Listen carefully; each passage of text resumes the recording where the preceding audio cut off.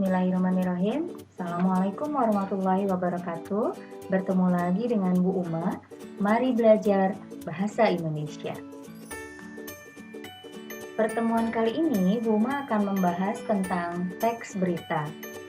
Dalam modul yang pertama, Bu Uma sudah menugaskan kalian untuk menyimak sebuah tayangan televisi yang memuat berita. Kalian diminta menyimak berita tentang corona yang akhir-akhir ini marak diberitakan di televisi, dan kalian sudah mengerjakan penugasan itu dengan baik. Kalian sudah menuliskan berita dari apa yang sudah kalian simak tersebut. Nah, tapi mungkin kalian juga belum tahu apa itu berita, isinya seperti apa, memuat apa saja, dan seterusnya.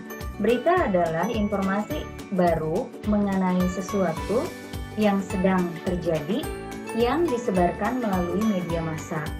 Media massa di sini bisa berupa media cetak maupun media elektronik.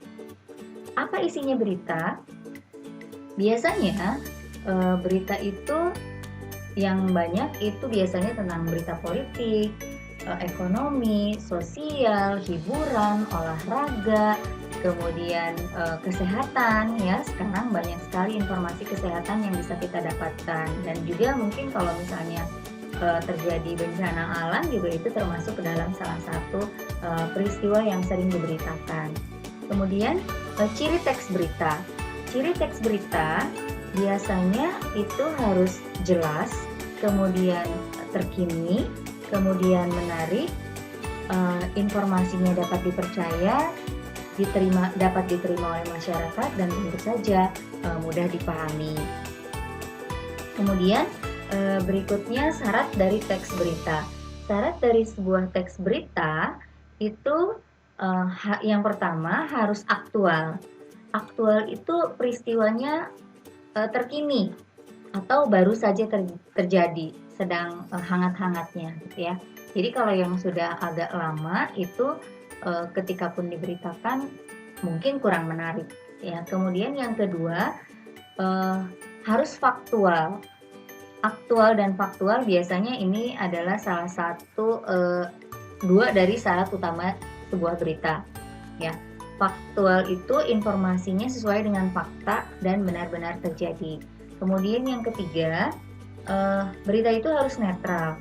Berita tidak boleh memihak pada salah satu pihak. Ya, jadi memang beritanya harus dibuat seimbang mungkin. Yang keempat adalah lengkap. Lengkap di sini maksudnya memenuhi unsur dan strukturnya. Nanti akan lebih kalian dalami tentang unsur dan struktur berita ini. Kemudian yang kelima harus sistematis. Sistematis dari segi penyajiannya, tata bahasanya, susunannya jelas dan mudah dipahami. Ya. Kemudian yang keenam, syarat dari sebuah teks berita itu tentu saja harus menarik. Berita yang menarik ini biasanya diawali dari judul yang provokatif. Kalau judulnya provokatif atau mampu menarik masyarakat untuk membaca berita tersebut, maka masyarakat juga akan penasaran dan akan mau membaca atau menyimak berita tersebut. Berikutnya adalah tentang unsur berita. Nah, ini yang akan kalian dalami di dalam modul yang kedua ini. Unsur berita yang pertama ada unsur apa. Unsur apa adalah unsur yang pernyataannya atau jawabannya nanti akan berupa sesuatu atau berupa peristiwa atau bisa juga alat. Apa yang terjadi, maka jawabannya akan berupa peristiwa. Kemudian yang kedua ada unsur siapa. Siapa biasanya pernyataan atau jawabannya ini berupa orang atau pelaku atau narasumber atau korban atau bahkan juga saksi. Kemudian yang ketiga ada unsur kapan. Kapan peristiwa itu terjadi, maka unsur kapan ini jawabannya akan berupa waktu. Yang keempat ada unsur di mana. Unsur di mana ini adalah unsur yang pernyataannya nanti akan berupa tempat. Kemudian yang kelima ada unsur mengapa. Mengapa peristiwa itu terjadi? Maka jawabannya akan berupa sebab, alasan, dan biasanya ditandai dengan konjungsi karena. Kemudian yang keenam ada unsur bagaimana.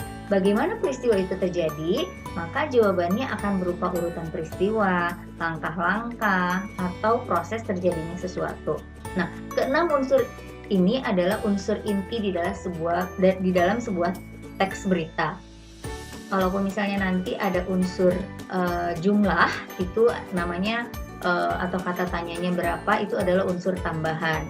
Nah, unsur inti ini biasanya untuk lebih mudah mengingatnya dikumpulkan dalam sebuah akronim ASAKADAMBA, atau ada juga yang menyebutnya ASKADIMEGA, ada juga yang menyebutnya ADIKSIMBA. Sama saja ketiga akronim ini dia tentang unsur berita.